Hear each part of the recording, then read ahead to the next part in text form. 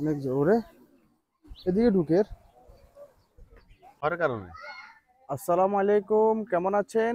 এখন আমি আছি ছোটদলি, এটাকে বাংলা বাজার ব্রিজও বলা হয়।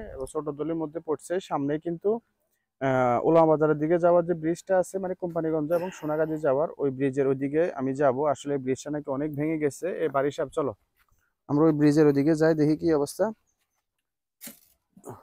আর আজকে আমার সফরসঙ্গী হচ্ছে বারিসাব মিককে নিয়ে আমরা মুসাফরের ওদিকে যাব ইয়া করার জন্য, জাল মারবো, ওইদিকে ভিডিও ধারণ করব। প্লাস মুসাফরে নাকি অনেক ক্ষয়ক্ষতি হয়েছে, প্লাস এখনো হচ্ছে।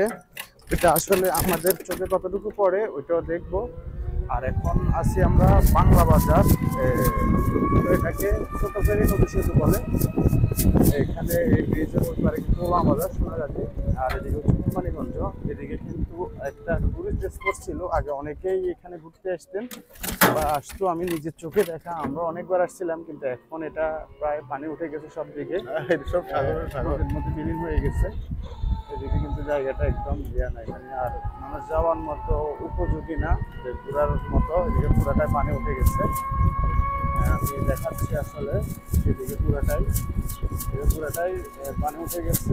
এদিকেরটাই আগে ছিল।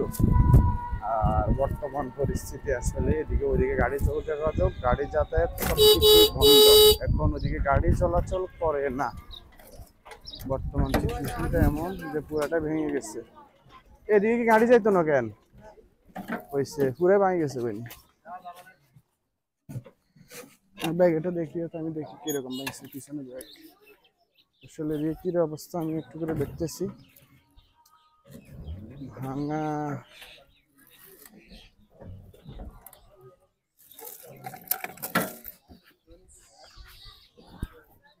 পুরাটাই ভেঙে গেছে ভাই। হ্যাঁ, ও সেদিকে ফানি যার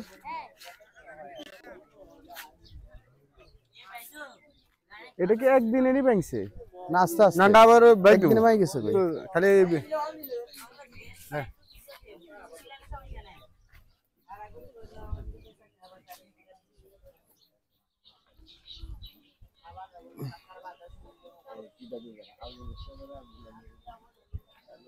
অনেক দ্রুত পানি নামতেছে এদিক থেকে, জোরে, অনেক জোরে এদিকে ঢুকের পানিগুলো এদিকে ঢুকতেছে। ও পানিগুলো ভিতরে ঢুকতেছে।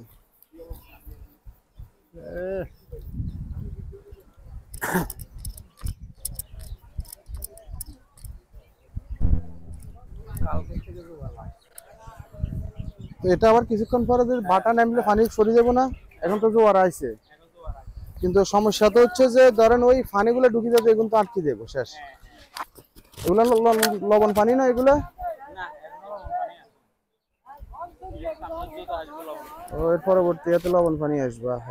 এখন জোয়ারের সাথে এই পানিগুলো এদিকে ঢুকতেছে।